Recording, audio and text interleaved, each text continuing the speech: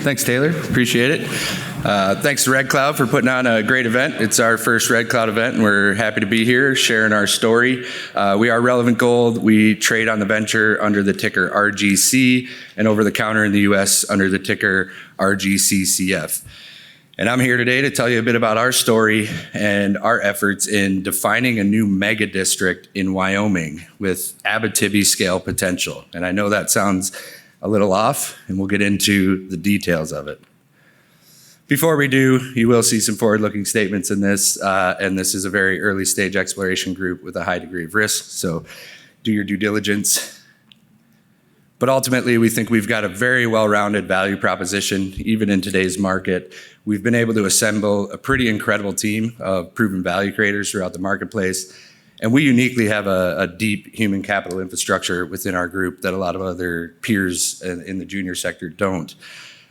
And our big goal here is unlocking a potential mega district in Wyoming with Abitibi scale potential. In doing so, we've assembled a very large land position, 5 truly district scale assets across 2 camps. We've got 2 of our flagship assets with long-term exploration permits in hand as well. And all of our work to date has identified some very, very high-grade gold at surface, with assays exceeding 5 ounces per ton out of some of our trenching work. Also some coarse visible gold associated with that. So if you'd like to see any of those samples, come find me. In addition to that, we drilled our first target at Golden Buffalo, where we had that high-grade surface trenching, and over 50% of those holes intersected shear-hosted gold mineralization, with our highest grade intercept highlighted by that 83.8 over a meter. From there, we stepped over to our Lewiston project in 2023, where we drilled 1,500-meter kind of geology program into another never-drilled-before target. 10 of 11 holes cut gold mineralization, widespread oxide gold mineralization. So we continue to prove up the concept, as well as stack up the targets for the kind of the long run of the market play. In addition, we did a significant regional program where we've now identified a total of over 50 kilometers of prospective shear zones throughout our portfolio. And we're really focused on this idea of creating a true pipeline of Abitibi scale discovery opportunities in Wyoming. So who's behind us? We're a very uniquely held company. We've got myself and co-founder, our Chief Exploration Officer, Brian Lentz. We're the largest shareholders of the company. We continue to invest each round. As well, Rob McEwen took a 6.4% interest in our last financing, and New Gold has come in with a 9.9. Outside of that, we're dominated by retail and a small group of ultra-high net worth folks in that 21% there. We've got about 62 million shares out, and we just listed only about a year and a half ago, so relatively new. Taking a look at that team, as I mentioned, from the board level down to the boots on the ground level, we've assembled a pretty incredible group. Dr. Peter McGaw, he's co-founder of Mag Silver. You're likely all familiar with Peter. Peter's actually been Brian and my mentor since university, so have a lot of deep background with Peter. Sarah Weber, she's out of Vancouver. She's an absolute powerhouse, CEO of C3 Alliance Corp., and she's also on the Snowline Gold Board. Ron Parrott, Ron's led the discovery of over 25 million ounces of gold in Nevada. He really understands these systems and how to take these companies from concept through exit. Myself and Brian round out the board, and we've kind of got a background in serial entrepreneurship within the industry, predominantly in the private side. We've built one of the top tier exploration consulting firms in North America, has 5 offices and 75 scientists now, and we work predominantly for the majors. In addition to that, some of the shining stars are some of these technical advisors you see on the screen. Dr. Dean Peterson, he's actually the chief geologist of our consulting firm. He did his PhD in the Abitibi, studied Timmins, Kirkland Lake, and Hemlo camps. Tom Campbell, he's the co-author of the Encyclopedia of Minerals, but he spent his career as a senior exploration geologist for Homestake Mining and then Barrick, both at the Homestake and the Hemlo deposits, so a very deep understanding of these orogenic systems. And then Dr. Kevin Chamberlain, he's one of the most critical pieces of the puzzle. He's out of the University of Wyoming, and he's one of the main academic authors who has published the works on connecting Wyoming to the Abitibi during mineralization, and we'll get into that. What are we looking for? We're looking for orogenic shear-hosted systems. Why? Because they're some of the biggest, highest grade, richest systems on Earth. They've accounted for over a third of the world's global gold production. And it's important to understand how these things are formed because that guides how we explore for them. Ultimately, you need three things. One, you need a deep-rooted metallogenic fluid source. This is deep in the Earth's crust and mantle where you're accumulating all these precious metals into solution. Then during your major plate tectonic events, your mountain building events where these things are crashing together, you create the second thing, which is the pathway. These are the deep-rooted suture zones that tap into these golden-rich fluids and allow them to upwell into the Earth's crust, where they look for the third thing, which is the favorable host rock and structural traps to precipitate out these near-vertical orogenic systems. The most prolific orogenic system on Earth is the Abitibi Gold Belt. I think everybody in here is likely very familiar with it. It's produced well over 250 million ounces in its tenure, and it's comprised of these east-west anastomosing structures that have clusters of camps, multi-million ounce discoveries in these camps all along these belts.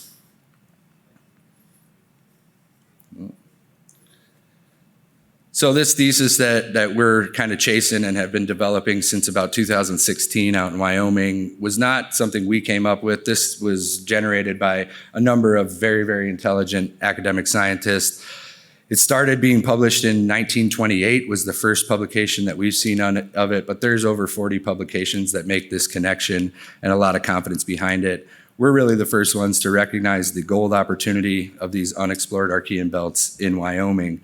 And really, it was that these two land masses were connected 2.6, 2.7 billion years ago when all of the gold came into both of these systems. And then about 500 million years later, at 2.1 billion years, you had your major tectonic rifting event that moved these provinces apart, taking that gold with it. And it was with that idea that we really saw kind of limitless potential in Wyoming, because we do believe it is an extension of the Abitibi gold belts. So this is actually a figure from one of the literature pieces, one of the publications on the tectonic reconstruction.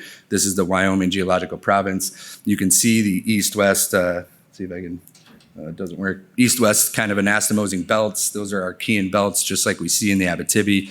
We focused in on the Oregon Trail structural belt, where we basically acquired 2 camp scale areas, our 5 district scale projects. Our South Pass camp is our flagship, with 2 of our flagship assets there, and our Bradley Peak camp, which is about 150 kilometers east along that same structural corridor.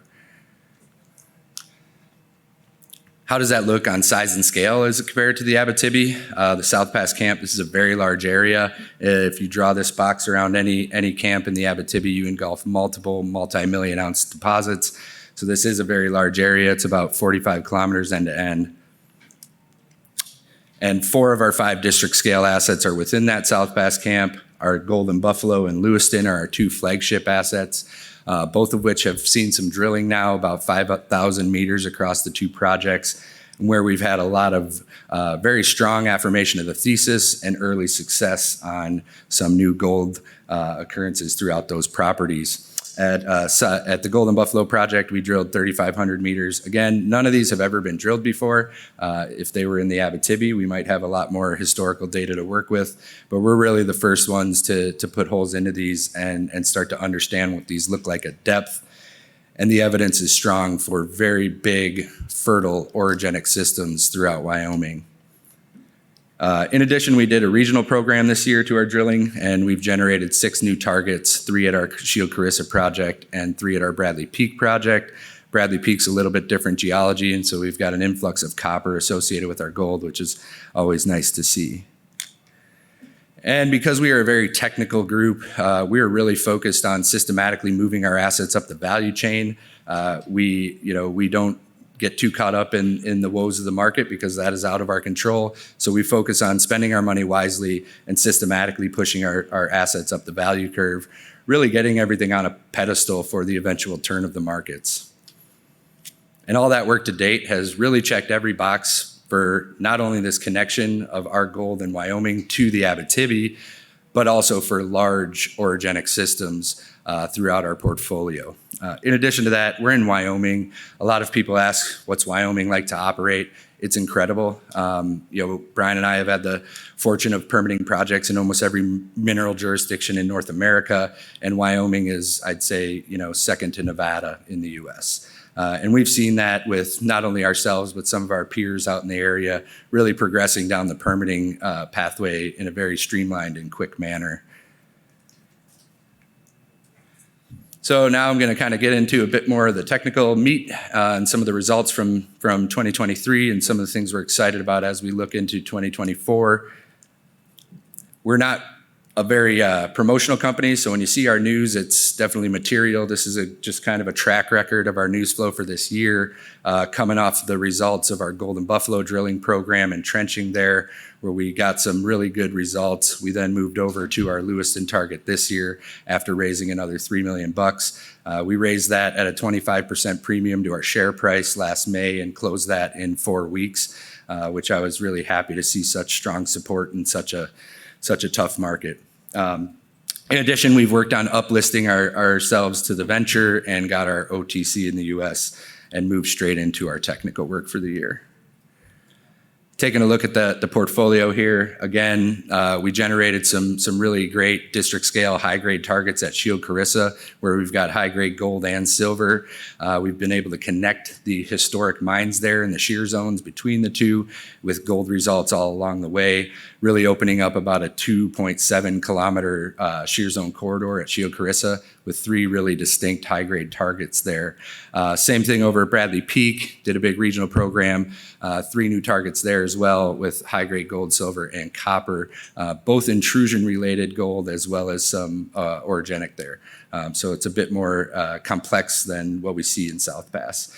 And then our drilling at Lewiston, again, 10 of 11 holes cut widespread oxide gold mineralization. As a first pass geology program to start understanding that, we're very pleased with those results. Taking a look at Lewiston, it's a over 10 kilometer shear zone corridor that's laced with gold mineralization where these shears crop out at surface. Unlike our Golden Buffalo project, this did see a significant amount of historic mining from the 1850s till about 1910. All of those mines mined to about the 100-foot level where they intersected water and had to abandon the mines. These were high-grade orogenic systems. You can see some of the historic reports of grade, thousands of ounces.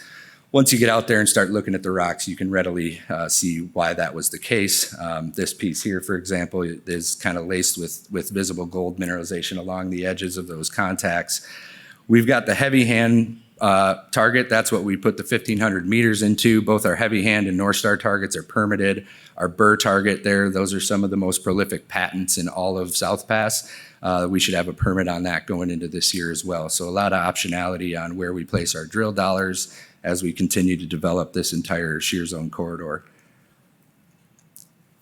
So when we were looking at this, we were mapping very distinct orogenic system, kind of indicators at surface. We wanted to see that extend at depth. We saw exactly that. We drilled through this alteration profile in every shear zone that was mineralized, and the geochemistry continues to support that we're in the apex of the system and we need to drill deeper. So after that initial 1,500 meter program, we're ready to roll into our phase 2 here, where we can sink some deeper holes into the fresh kind of sulfide mineralization that we saw in our last hole.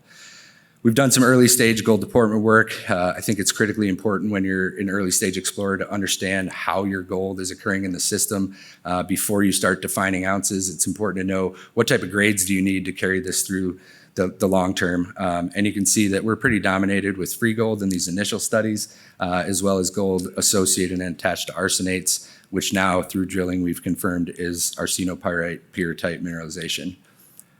Real quick here, the drill program, 1,500 meters, 10 of 11 holes hit. This was the map before we drilled, high-grade gold at surface associated with the shear zones. After drilling, you can see we've really started to define this system. It's much more complex and strongly sheared than we thought. And every time we're intersecting these shear zones, we are hitting oxide gold mineralization. And really, it was that deep hole that got us out of that oxide zone. And you can see that we're starting to see more consistency in grade at depth. But we also, again, have confirmed our mineralization as these orogenic mineral assemblage. We'll get in and do some geophysics so we can start seeing to deeper depths and how we might point that spear moving forward. This is just a quick look at the geochemistry. Again, one of our very powerful vectoring tools. We have your classic orogenic assemblage of geochemistry, and when we layer this up in our 3D models, it'll really start pointing us in the direction at depth that we want to go. This is a look at that altered zone. You can see the remnant sulfides.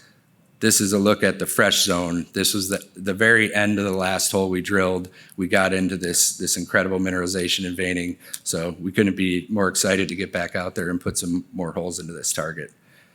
And I think I'm out of time, so I'll cut it off there. Happy to take you through the whole portfolio, show you some incredible gold pieces, and answer any questions we have.